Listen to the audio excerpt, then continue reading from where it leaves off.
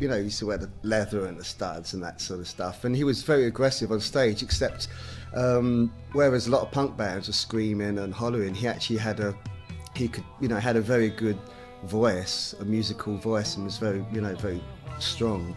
And so he had a lot of melody in there, so it was kind of a good balance between us playing real fast and furious, if you like, and he was actually singing, you know, sort of very melodic over the top of it. If Paul Di'Anno was a little bit punk, the music industry was awash with it. As in most walks of life, there's a recognized structure in the music business. It's compartmentalized, and there's definitely a hierarchy.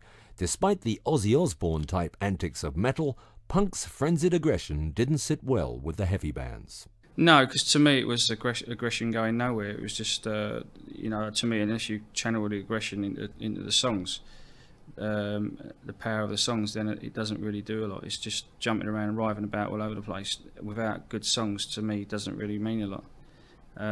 There's one or two bands at that time who had good songs, but to me, the majority of them didn't really have very many good songs. And not only that, the worst thing of all, they couldn't play.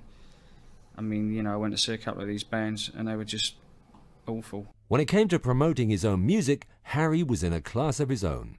He took all the other London bands on with a full frontal assault. Maiden ran ads that pulled no punches. Rock kings of the East End, we break, shake, shock and rock, and we make the rest look average stock. It didn't endear them to their competitors, but what the hell? People noticed. They also noticed and snapped up the first Iron Maiden t-shirts, which are now classics in their own right. Oh, and that was Harry's idea too. Yeah, I mean, the logo, it was, I mean, I used to be an architectural draftsman and stuff, and so it sort of just come from there, really, doing stuff like that. And I'd done sort of designs for an earlier band I was in. The very first band was called Influence, and I did sort of artwork for that as well. So it was just a natural thing, really. What wasn't perhaps so natural was the creation of Eddie the Ed. When Dennis Wilcock had been in the band, he'd employed all sorts of horror theatrics, which Harry wanted to adapt in a better way for the new lineup. Maiden had been running their mini-show with a basic lighting setup financed by Steve's aunt. The rig included a backdrop of a face mask with the band's logo that billowed smoke from its mouth. It was probably all a bit daft, really, but it just really, I don't know, it just made a bit more of attention to something different, you know. Made people sort of, you know, once you draw people's attention, then once you've got them there, and you know, then it's up to you to prove what you can do and stuff like that. And so, you know, all the theatrics or whatever we were trying to do, well, we were into, you know, you go and see Yes, and they'd use dry ice and stuff, so we try and use stuff like that, because it didn't work quite as well in the Cart and Horse as it did in the Rainbow Theatre, but you know.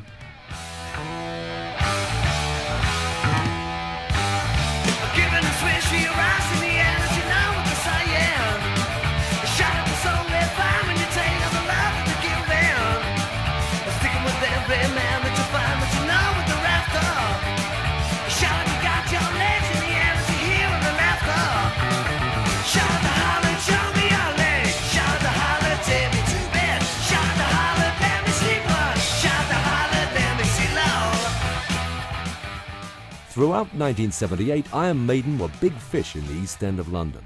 They were making £30 a night, they had their own light show, and a hardcore fan following. But with punk and now new wave on the rise, Harry knew they had to break new ground or stagnate. Records were the only answer, but to date no record company had shown any interest. Maiden had to make their own record. Harry decided to use a studio in Cambridge that his old friend Den Wilcock had recommended. And on the last day of the year, the band paid the princely sum of £200 for 2 days' work at Spacewood Studios. They recorded Iron Maiden, Prowler, Invasion and Strange World. Happy with the result, they planned to return a few weeks later when they'd earned some more money to put the finishing touches to the tracks. But when they did, they found the studios had wiped the masters. They needn't have worried. What they had was raw and powerful, the essence of what Maiden was all about. What they needed, though, was a break. A DJ called Neil Kay was packing him in at his club, the Bandwagon Heavy Metal Soundhouse at Kingsbury Circle in North London. He was flying the flag for what was now being called the new wave of heavy metal, a name coined by Sound's Jeff Barton. I suppose the most important thing was that the demo tape was being played at the Soundhouse, by Neil Kay, because that was the thing that started getting people interested in the band. I mean, we did the demo tape basically to get it work. We didn't dream of it being played anywhere or anything like that. We was just trying to, you know, because whenever you'd go and try and get a gig, and I was the one who was always trying to get the gigs because we didn't have a manager or anything like that at the time. People say, well, what do you sound like? And I mean, how do you explain to someone what you sound like? I mean, we did a 4-track demo, and we gave it to Neil Kay, and then they started playing at his Soundhouse, and people started voting for it as their favourite tracks or whatever, and started getting in the sounds charts and stuff like that. And so that's really what got the ball rolling as far as getting lots of other people known, because whenever we were doing gigs after that, people were coming to check us out. Who was this unknown band, you know, that's, you know, so we were actually like filling out pubs and clubs. You know, we already had a bit of a buzz about us, I think. So that really, I think, was the first break. It was with Neil Kay.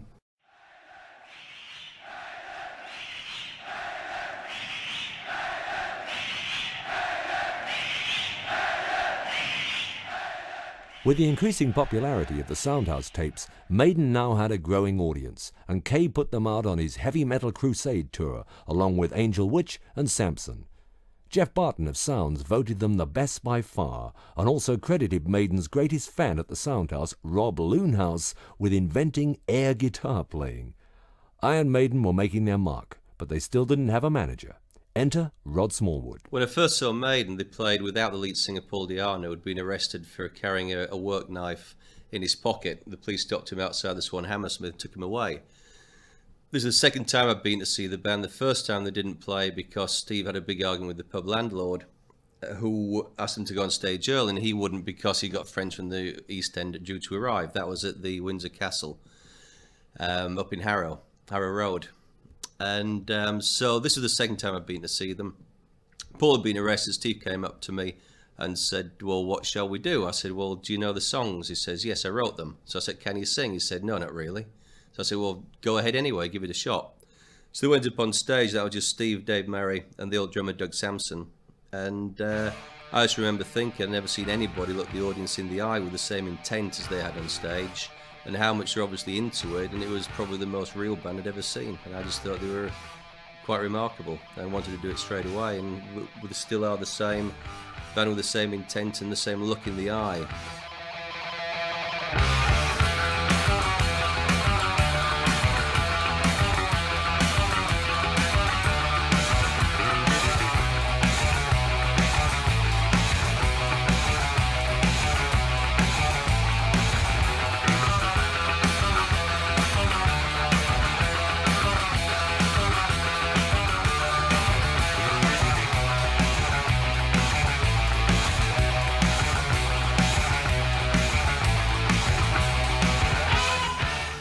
The first Iron Maiden headline tour commenced at the Gallery in Birkenhead and then crisscrossed the country, picking up legions of new fans along the way. But Rod Smallwood knew they needed a record deal, and as he himself admitted, it was a near impossibility to get A&R men off their backsides to go anywhere. However, Rod had managed to include one night at the legendary Marquee Club in London. One of the very special things about the first Marquee gig was I bet the guy who ran it £5 a week before that would sell out. So I bet him a fiver. The day of the show, we'd sold out by 7 o'clock. The doors opened at 6:30. There was a massive queue outside. And it was obviously very vibrant, very happening. It was the first time we brought down A&R people. And they could hardly see, it was so packed. And in those days, they let 750 into the Marquee. And they didn't worry about fire regulations so much in 1979. John Darnley of EMI persuaded his boss, Brian Shepherd, head of A&R, to come and see the band. Shepherd got to the gig late and could only get room at the back. Being small of stature, he could hardly see Maiden, but the reaction of the crowd was enough to persuade him to sign them. Prior to signing in November that year, the band released 3 tracks from the original Soundhouse tapes, Prowler, Invasion and Iron Maiden. The EP was on their own label, Rock Hard Records, and although the demand was enormous, Maiden kept supplies for hardcore fans only, probably just as well as they finally signed with EMI on December 15th, 1979. Rod had done it, and now he felt confident enough to take on management. Or did he? The band always tended to listen from the beginning because they were very inexperienced. They were very wary of even having a manager. And I was wary of managing a band. I'd managed or co-managed the band previously called Steve Howling Cockney Rebel, who had a very poor experiences with it towards the end, and I didn't really want to trust another band. I was actually not looking to manage anyone at the time I met up with Maiden, and I insisted that I didn't even sign the management agreement with them until after we'd actually attained and signed the management and publishing agreements. So it was always very much a team effort. That there's a lot of trust from the word go. Meanwhile, Tony Parsons had been replaced by Dennis Stratton on guitar, and Clive Burr had joined, replacing Doug Sampson on drums. EMI released a compilation sampler called Metal for Mothers, which included Maiden, naturally. The support tour for the album coincided with the release of the first Iron Maiden single in February 1980.